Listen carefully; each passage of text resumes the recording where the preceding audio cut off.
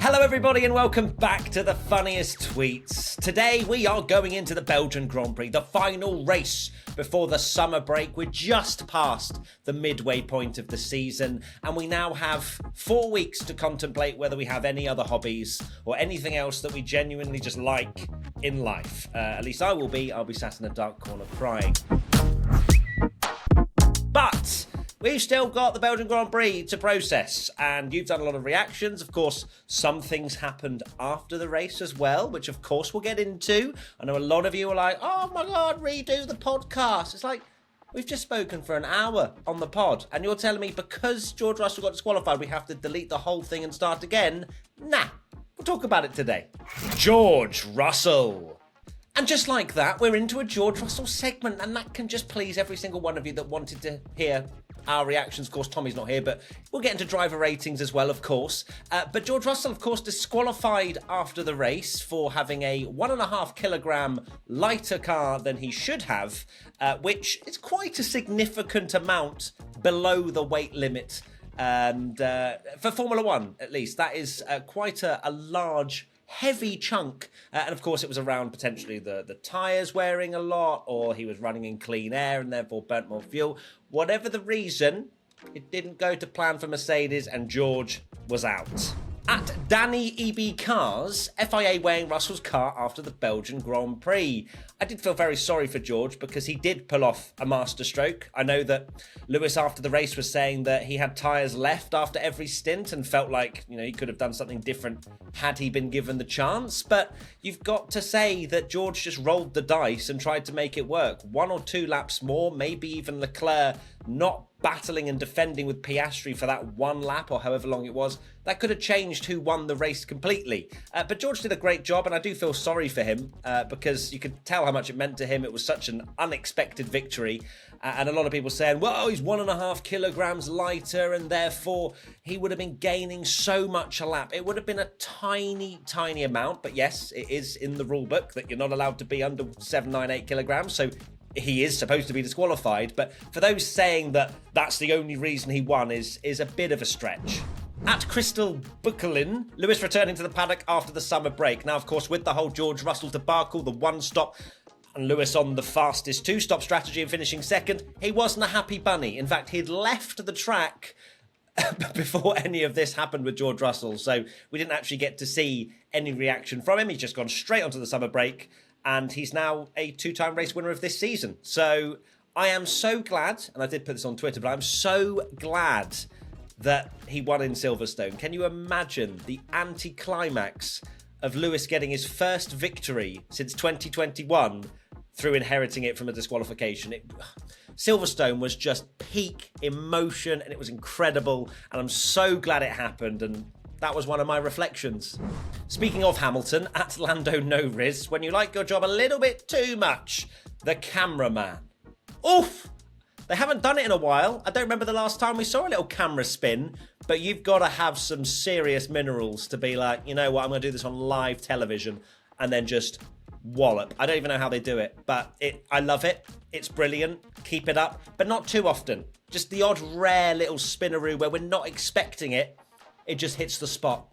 And there's another one here, F1_diff. Cameraman just randomly dropping those camera spins during the pit stops. It's just a flex, isn't it? It's almost like can I have a little bit of a pay rise?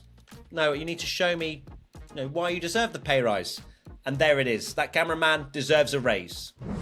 At Librarian Bert, Mr. George 1-stop Russell, folks. Yep, we had some George Russell 1-stop memes, tyre whisperer, all that sort of stuff. Of course, Hamilton was not happy at all, especially with George being called a tyre whisperer, considering he definitely had the tyres to be able to go a 1-stop as well. And I can understand the frustration from Lewis's side that he's literally been overcut. Well, not even cut. They just left George out and he won the race. But it didn't happen and he got disqualified. But George still, look, your local George. I think he did a great job. And as much as it will be 0 points, it's not to take away from the fact George has still been really good this year. So that's not really going to be much of a, what's the word?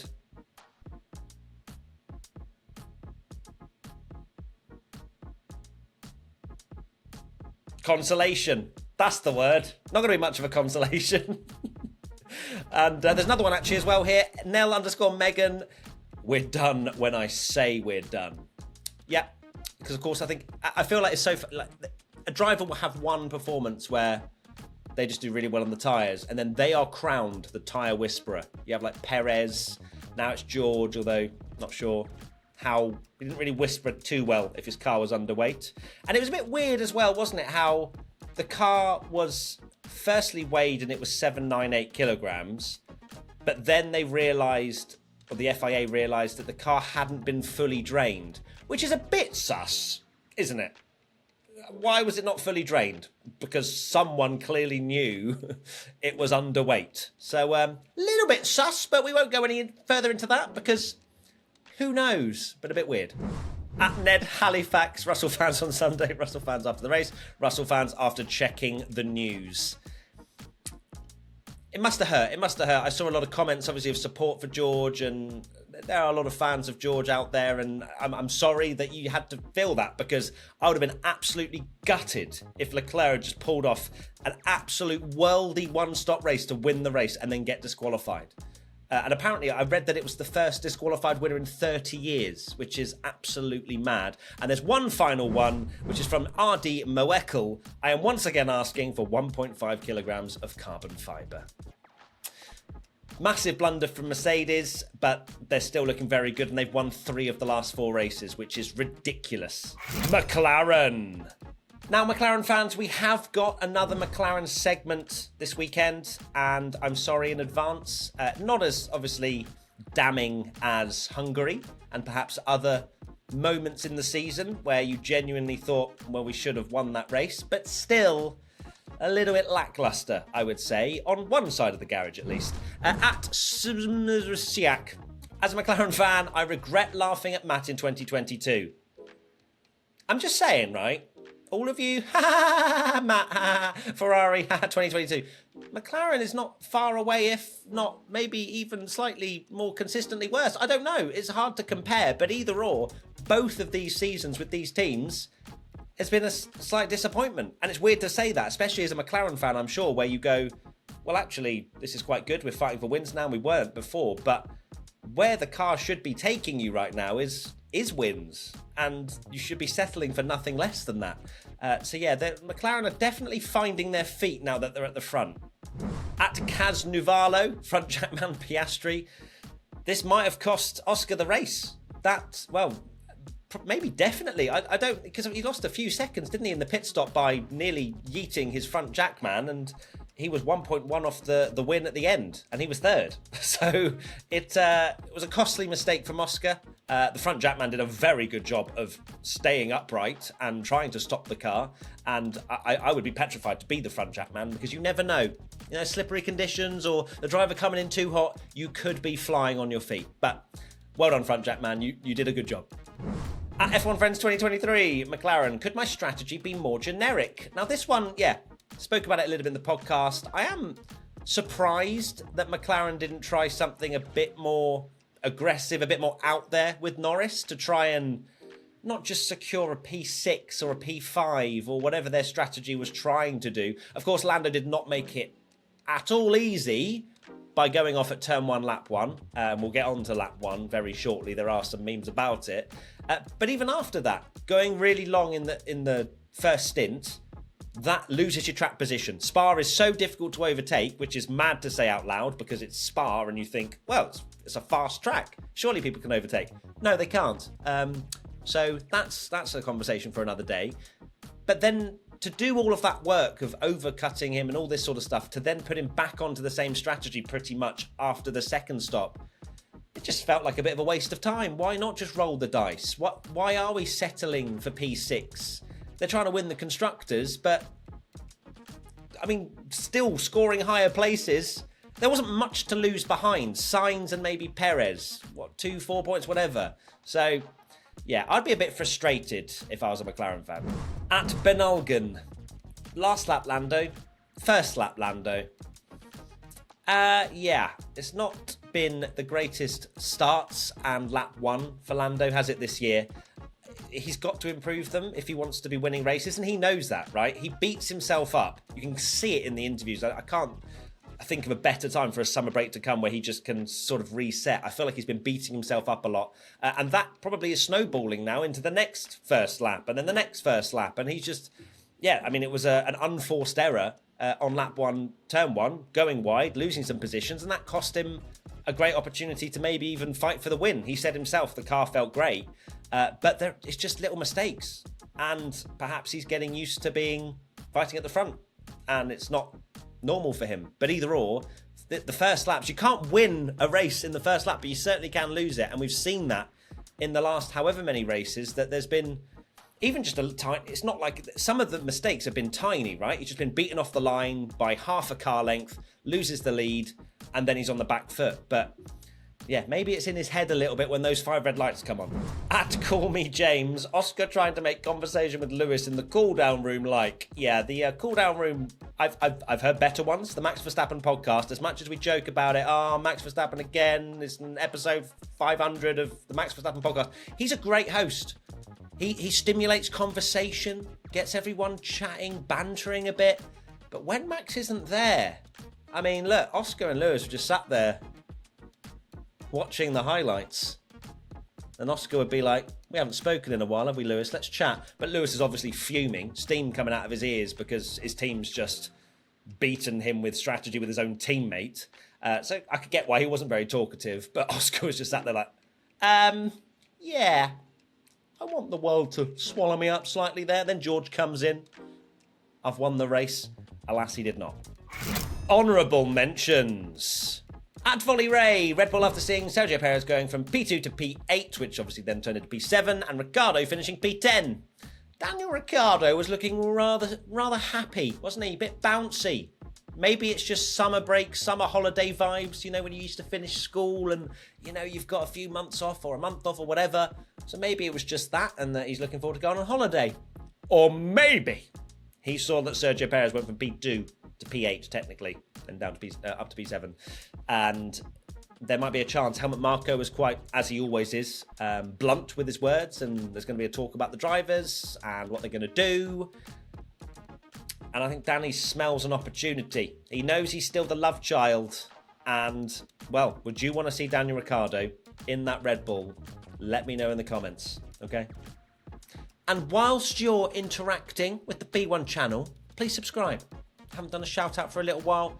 We'd love to hit 500,000 subscribers. I know that there's some of you that haven't subscribed, so please do. It would mean the world to me and Tommy. We're trying to make this work, and we love you all very much. So please subscribe. Bam Bam 7244 F1 TV show every overtake on Sargent. Stop, he's already dead. Yeah. Look, at least we saw some overtakes. Logan at one point, I think he'd had enough, and he definitely swerved to the inside, back on the racing line, then back to the inside again, which is absolutely not allowed. But the FIA were probably like, you know what, he's getting overtaken left, right and centre. We'll let him have this one. But at least we saw, they weren't even great overtakes, were they? Mainly DRS stuff. But hey, Logan, at least you still have a seat. Oh, I've just realised there's another submission from the same person, but here we are. F1 Friends 2023 again. Missing since the Monaco Grand Prix. Name, Scuderia Ferrari. If found, please return to Tifosi in Zandvoort. Well, actually, Charles Leclerc inherited a podium from pole position, so that's another non-conversion. Is it, 25 pole positions now and 6 victories? Yeah, good. Don't want to talk about it. But yes, Ferrari, I've kind of lost hope now. I think that 2025 is now where we aim for.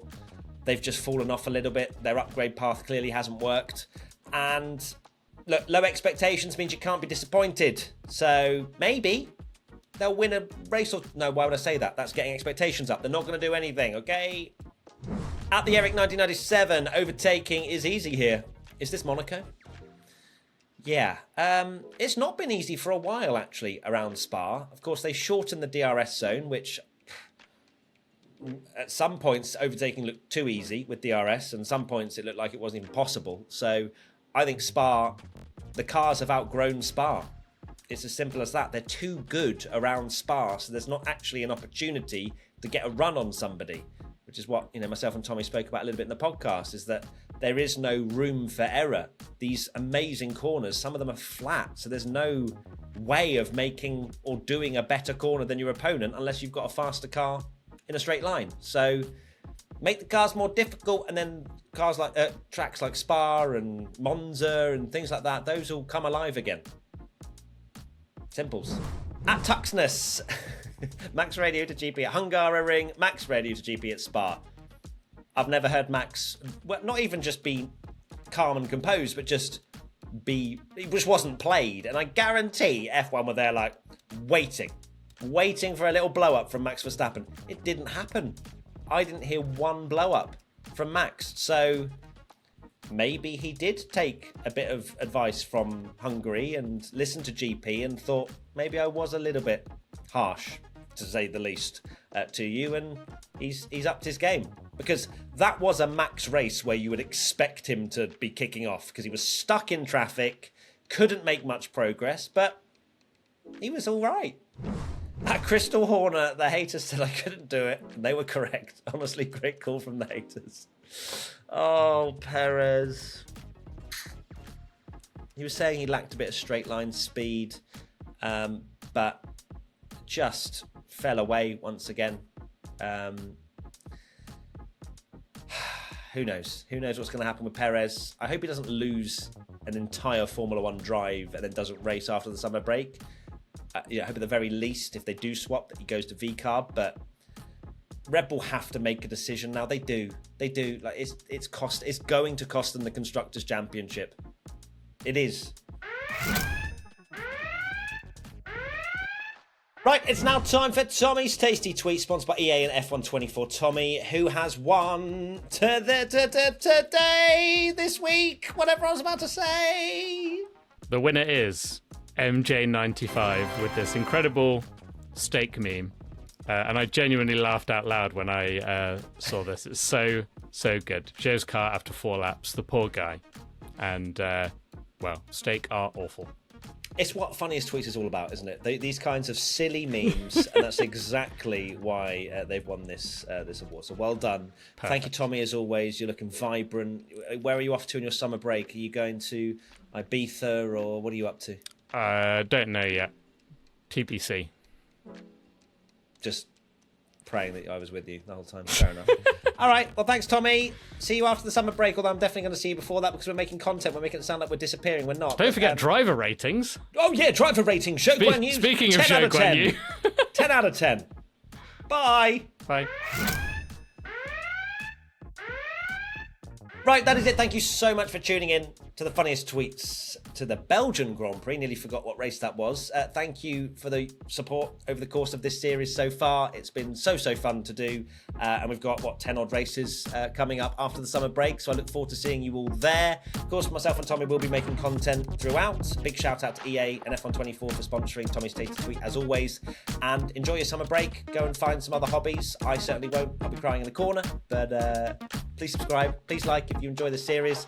And we'll see you very soon. Lots of love. Bye.